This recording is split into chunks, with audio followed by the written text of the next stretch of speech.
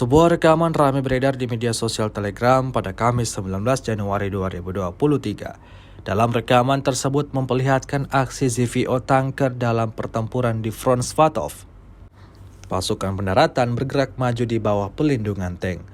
Para prajurit mengatakan bahwa dalam seminggu unit-unit pasukan lintas udara dengan dukungan mereka berhasil maju sekitar 1000 meter, seperti yang terlihat dalam rekaman. Aksi pasukan Rusia tersebut menuai beragam komentar dari warganet.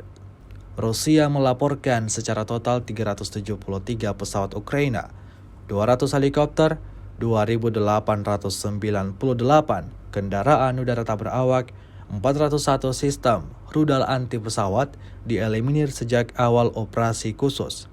Sedangkan dari kubu Kiev, Kementerian Pertahanan Ukraina melaporkan 820 tentara Rusia dieliminir dalam sehari terakhir.